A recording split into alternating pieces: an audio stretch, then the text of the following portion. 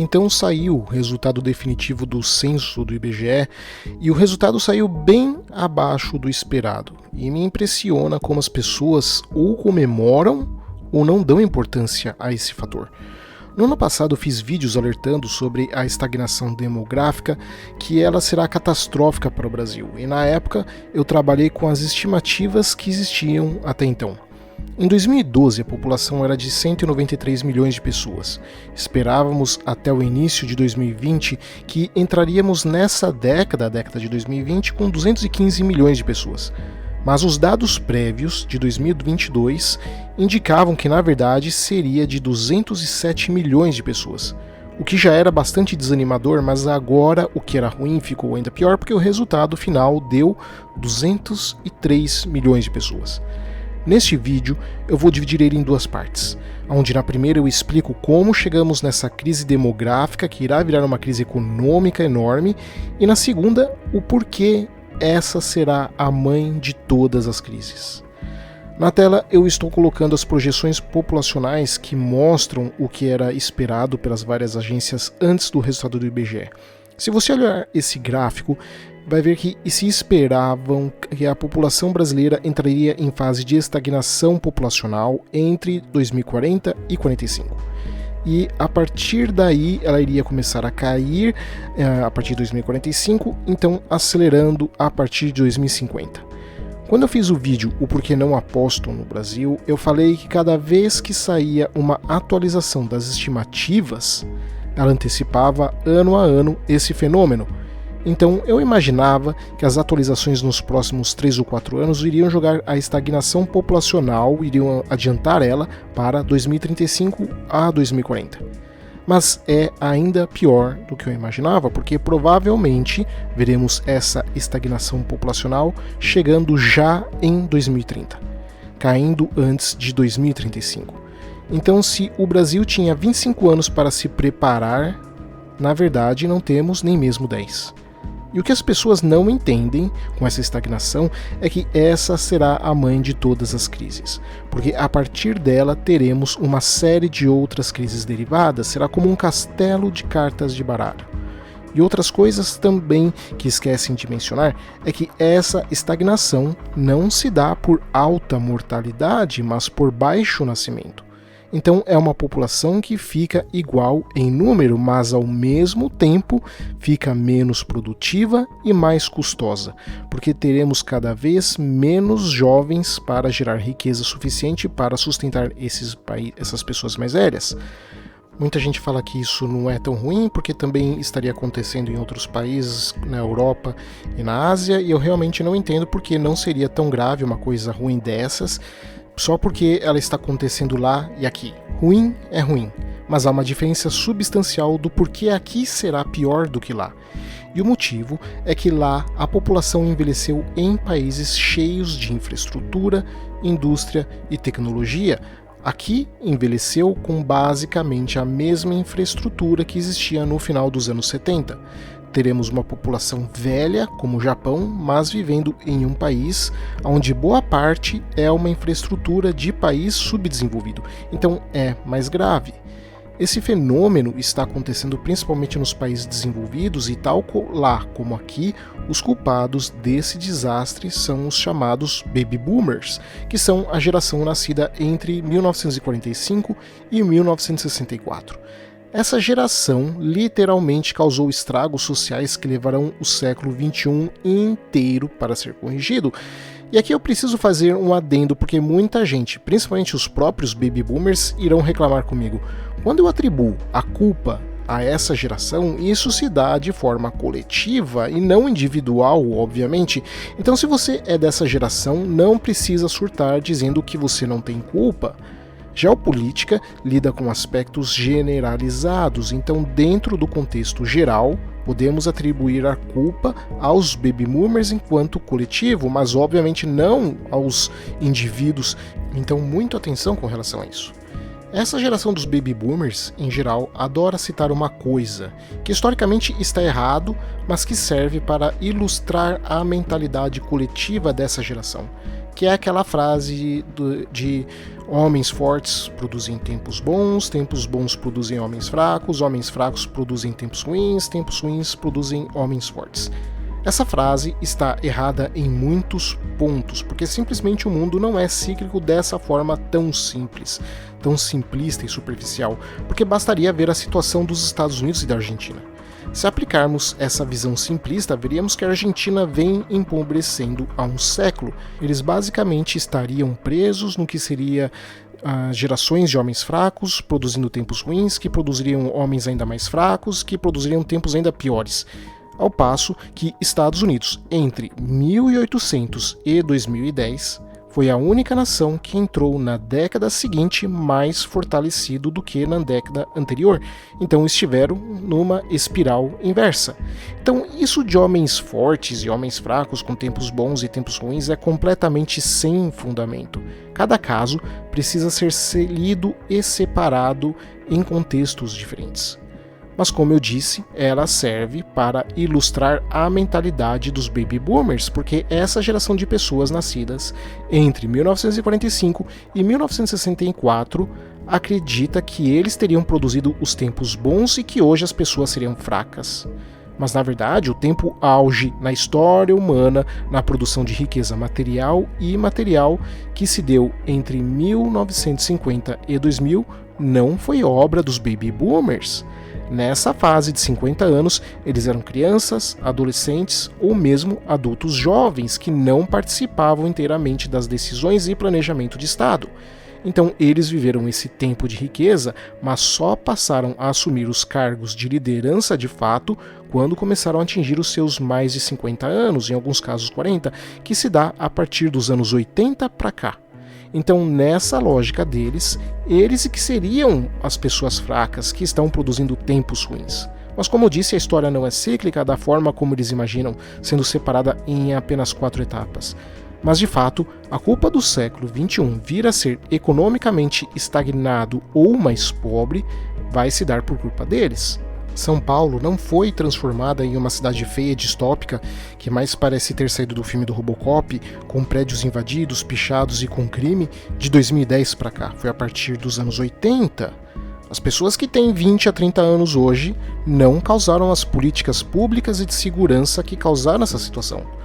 O Rio de Janeiro não se tornou uma versão do México, com a polícia não podendo entrar em várias partes da cidade de 2010 para cá, mas a partir dos anos 80 e de lá para cá só piorou, e não por culpa também de quem tem 20 ou 30 anos, que nessa época ainda era criança ou adolescente, e portanto não definia nada das políticas desastrosas de segurança pública do Estado. O Nordeste não se tornou a região com mais crimes violentos, baixa infraestrutura e subdesenvolvimento de 2010 para cá. Desde 1960, quando a economia do Brasil explodia em crescimento, ninguém focou em desenvolver a região. Não dá para culpar quem tem 20 ou 30 anos, aliás, até mesmo quem tem 40 ou acabou de fazer 50, de não ter investido em infraestrutura e educação. E os baby boomers no mundo todo estão sendo responsabilizados por esse século XXI vir a ser tão difícil, mas a geração de baby boomers no Brasil é muito pior do que a dos outros. Porque se você pegar nos anos 60 e 70, era praticamente unânime que o Brasil seria o país do futuro, enquanto Singapura, por exemplo, dos anos 60, basicamente sofria os efeitos de ser um dos poucos casos na história de um território que foi praticamente expulso de um país. Afinal, o Brasil, com uma população jovem e amplo crescimento e cheio de reservas naturais e tamanho continental, ao passo que Singapura era uma cidadezinha sem recurso nenhum e uma população, digamos, de indesejados, de refugiados chineses. Mas o Brasil não investiu em educação e ciência o suficiente, não criou uma malha rodoviária, não criou matriz e distribuição energética o suficiente, e ia ficar pior com a Constituição de 1988, que promete quase tudo, que é fruto das demandas justamente dos baby boomers. Singapura, por outro lado, desesperada, investiu na única coisa que tinha: os recursos humanos. Investiu pesado na educação, pensando na geração seguinte. E como resultado, hoje é um polo tecnológico e até mesmo industrial de alta tecnologia. E antes que alguém venha dizer que Singapura foi um caso fácil, porque é apenas uma cidade, o que eu falei se aplica a vários países maiores. E em situação mais complexa, como Coreia do Sul, Malásia, Vietnã, Austrália e por aí vai. Então quase todos os países do mundo cresceram entre 1950 e 2000. Mas alguns gastaram o que ganharam e outros investiram no longo prazo. E os baby boomers brasileiros, a partir do momento que passaram a assumir os cargos de liderança de Estado no Brasil, de 1980 para cá, não focaram em planejamento e estratégia de longo prazo, mas em criar um mar de benefícios e burocratização para alimentar eles próprios. Porque veja, a geração dos baby boomers, seja nos Estados Unidos ou no Brasil, fizeram parte da maior explosão populacional da história da humanidade. Quando eles eram jovens, com seus 20 a 40 anos de idade, nas democracias eles votaram em políticas que os beneficiavam. E nas ditaduras, como o Brasil e a Argentina, eles não votavam, mas os líderes militares deram benefícios sociais para acalmar essa juventude e assim evitar insurreições. Fosse ensino superior de baixo custo ou gratuito, sistemas de apoio familiar e bem-estar social sólido, ou então, no caso brasileiro, se inaugurou a farra dos concursos públicos com estabilidade e aposentadoria precoce, que seria bancada pelo Estado. E quando essas gerações chegaram ao auge de suas carreiras, agora com 50 a 70 anos de idade, eles estavam nos anos 90 e 2000, e seus padrões de voto iriam mudar de novo. Agora, esse grande bloco de eleitores era a favor de leis que protegiam os idosos, porque eles sabiam que a sua hora de aposentar estava chegando. Então, fosse prioridade em atendimentos, ou vagas no estacionamento, ou assentos preferenciais, isenções fiscais, menos impostos, meia entrada nos eventos e tudo mais. E o principal, coisas como leis de zoneamento que protegeriam o valor dos seus imóveis. Como a geração dos baby boomers criou toda uma legislação que garante benefícios aos mais velhos, que seriam eles a partir de 2010, mas diferente dos países desenvolvidos não criou infraestrutura, educação ou indústria, as gerações que vieram depois não terão acesso a esses mesmos benefícios. Então, basicamente, os baby boomers, nascidos entre 45 e 64, terão seus benefícios bancados pelas gerações que nunca terão acesso aos mesmos benefícios. Qualquer pessoa que hoje tem entre 20 a 40 anos quase não tem esperança de um dia se aposentar, a menos que seja concursado, e com sorte vai morrer antes de se tornar inválido.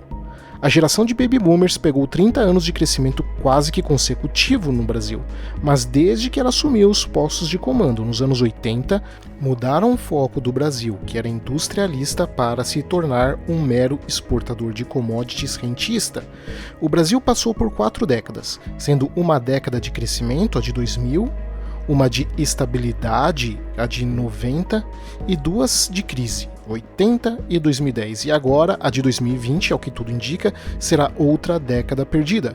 A geração de pessoas que nasceu depois de 1970 terá que criar a infraestrutura que a geração nascida entre 45 e 64 não criou, e ainda sustentar essa geração enquanto aposentada, e isso com muito menos recurso do que aquela geração teve, e ainda por cima um mundo mais instável e hostil do que aquele período.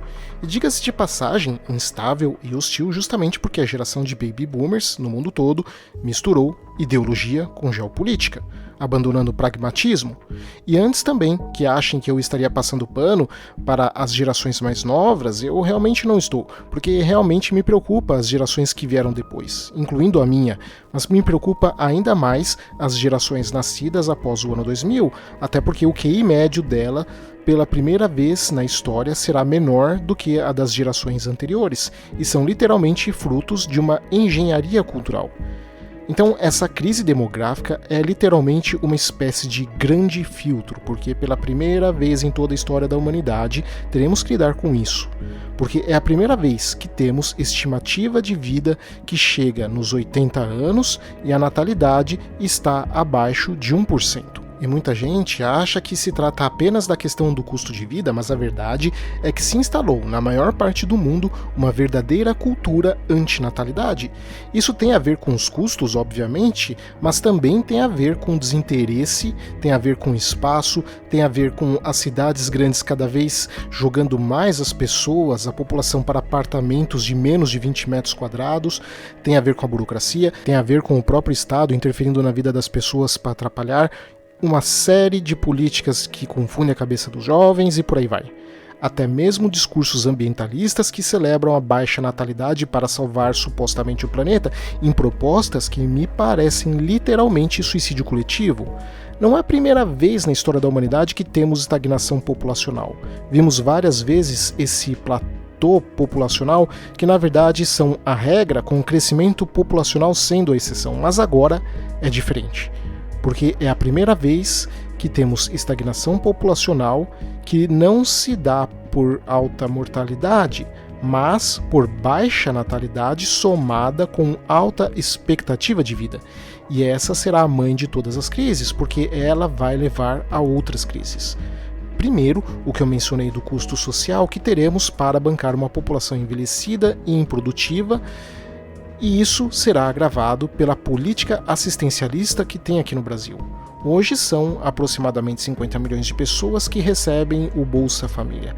Mas o problema real é que o governo se orgulha disso, sendo que isso, na verdade, é resultado do fracasso em transformar esse 1/4 da população em produtiva. E se o governo se orgulha disso, então ele não fará nada para mudar essa realidade. Segundo, que a maior parte desse envelhecimento se dá justamente, e não à toa, nas grandes cidades. Seul, por exemplo, já está sofrendo com esse esvaziamento prévio, mas a situação vai piorar bastante. Quem já foi síndico sabe que a maior parte do custo se dá em manter um prédio. E conforme vemos esse mar de prédios de apertamentos minúsculos, mas ao mesmo tempo altamente caros, fica claro que faltarão pessoas para custear a infraestrutura básica desses prédios, que provavelmente passarão por deterioração rápida, seja porque parte dos seus moradores serão dependentes das migalhas do Estado, com pensões e aposentadorias, que não serão o suficiente para manter o padrão de vida, ou mesmo o básico, como ainda por cima também terão muitas unidades vazias. E unidades vazias nos condomínios fazem com que seu custo recaia sobre os outros moradores pagantes, que precisam preencher esse vazio orçamentário desses apartamentos. Então teremos bolhas imobiliárias somadas com deterioração do espaço urbano. A terceira é que teremos mais e mais doenças psicológicas. A população mais envelhecida e mais pobre provavelmente dependerá cada vez mais de remédios como antidepressivos. A quarta é a crise produtiva, que com uma população mais envelhecida, teremos uma força de trabalho reduzida e uma base tributária menor, o que irá levar a um declínio no crescimento econômico, aumento do ônus sobre os sistemas de seguridade social e maiores desafios para sustentar programas de bem-estar e aposentadoria. Muita gente tem a esperança de que a inteligência artificial e tecnologia iriam resolver isso, mas se esquecem que se esses elementos não estão resolvendo o problema em países como Japão, Alemanha e Coreia do Sul, que são altamente avançados em tecnologia e robotização, então a situação será pior no Brasil, porque ele não está nem mesmo remotamente perto de ter o padrão de tecnologia e robotização que esses países têm. Então, mesmo que a tecnologia nos salvasse, e não vai, isso não se aplicaria ao Brasil. Essa crise econômica já se faz sentir como crise na educação, porque com uma população em declínio teremos menos crianças em idade escolar e também menos jovens nas universidades, o que irá levar ao fechamento de escolas e faculdades. Sendo essa uma realidade que foi ainda por cima agravada pela política petista de distribuir diplomas através de unisquinas patrocinadas pelo governo, que não deram educação no sentido literal de conhecimento, mas diplomas de qualidade duvidosa.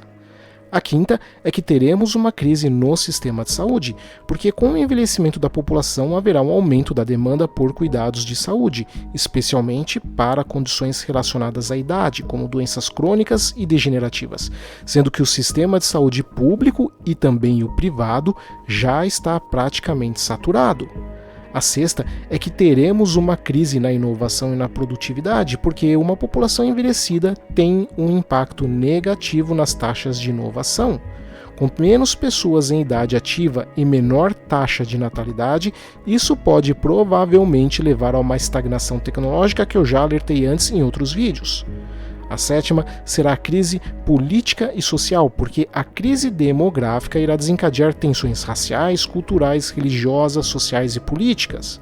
Estamos vendo isso cada vez mais na Europa e nos Estados Unidos, mas não se engane, veremos situações assim aqui também.